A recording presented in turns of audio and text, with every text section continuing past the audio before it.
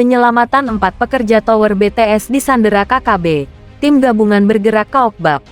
Melansir dari liputan6.com, kelompok kriminal bersenjata KKB di distrik Okbab, Kabupaten Pegunungan Bintang, Papua Pegunungan menyandera 4 pekerja tower BTS pada hari Jumat tanggal 12 Mei tahun 2023. KKB pun sempat menagih uang sebesar 500 juta sebagai uang tebusan.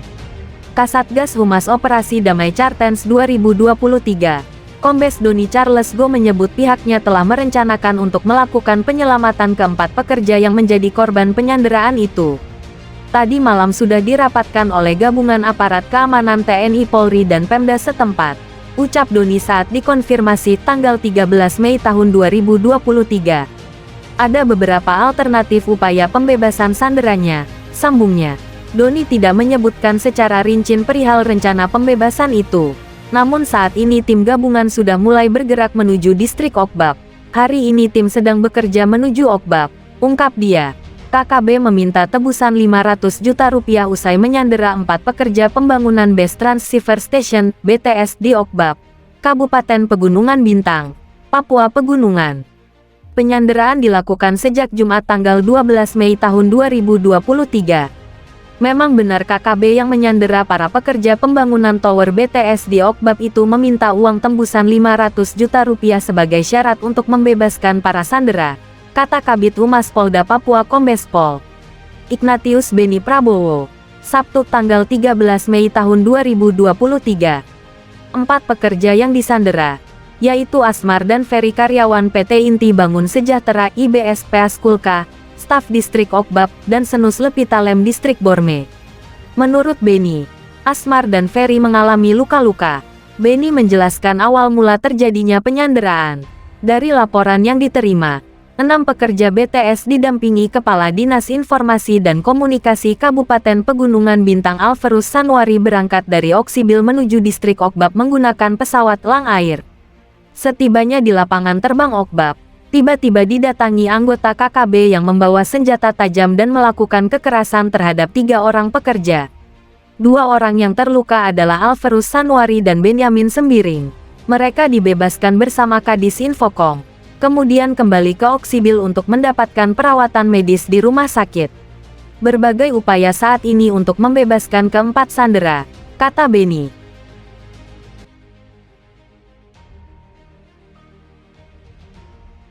Bravo TNI, 3 anggota KKB dilumpuhkan di Intan Jaya.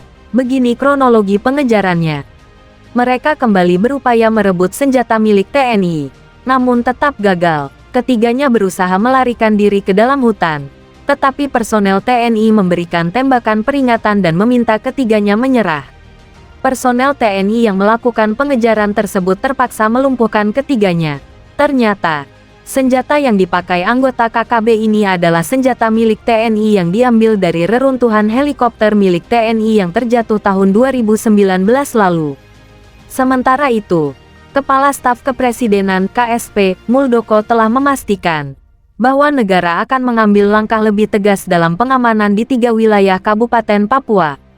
Ketiga wilayah itu Kabupaten Duga, Intan Jaya dan Puncak. Menurutnya, 3 daerah yang dimaksud telah menjadi sarang kekejaman KKB Papua yang telah merenggut banyak korban, baik dari warga sipil maupun TNI Polri. 3 daerah merah rawan KKB Papua bakal mendapat penanganan lebih tegas dari TNI Polri, kata Muldoko dalam keterangannya. Saya kembali ingatkan, TNI Polri akan mengambil langkah yang lebih tegas, khususnya terhadap 3 kabupaten. Muldoko menyebut, kini di tanah Papua terdapat 6 provinsi dan 42 kabupaten kota.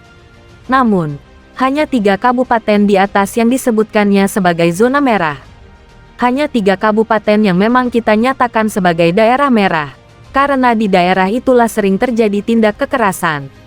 Muldoko menjelaskan, mengapa ketiga wilayah itu disebut daerah merah. Daerah-daerah itu sering terjadi tindak kekerasan dalam bentuk pemerkosaan maupun pembunuhan oleh kelompok gerakan separatis. Terlebih lagi, kata Muldoko, semua kekerasan yang dilakukan KKB itu lebih ditujukan kepada masyarakat sipil, bahkan terhadap anak-anak yang perlu mendapatkan perlindungan.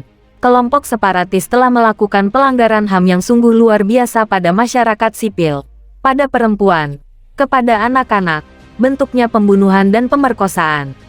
Untuk itu saya mengingatkan TNI Polri akan mengambil langkah-langkah yang lebih tegas demi melindungi masyarakat.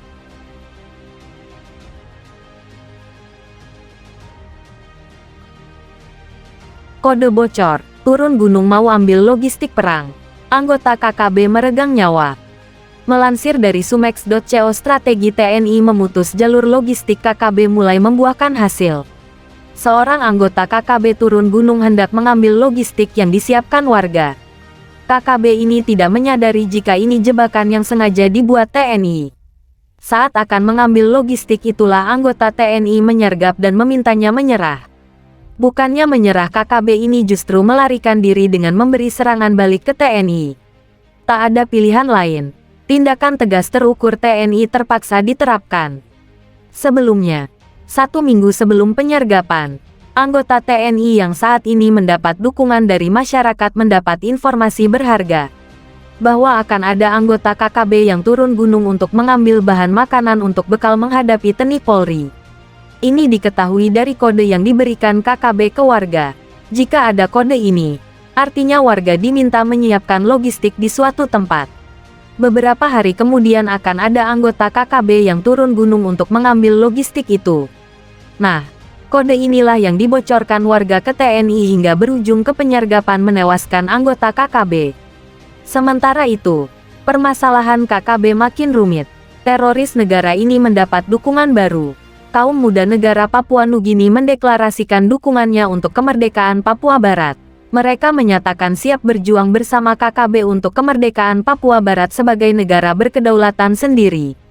Pemahaman warga Papua berasal dari satu bangsa dan satu leluhur yang sama dengan penduduk asli Papua Nugini, menjadi dasar perjuangan kaum muda Papua Nugini ini. Mereka mengaku tidak bisa dipisahkan dengan alasan apapun. Mereka meminta Indonesia meninggalkan Papua Barat dan memberikan kemerdekaan penuh kepada warga Papua Barat dalam menentukan negaranya. Indonesia juga dituduh membunuh, menangkap dan menyiksa orang Papua. Karenanya, mereka orang asli Papua Nugini (PNG) tidak akan tinggal diam.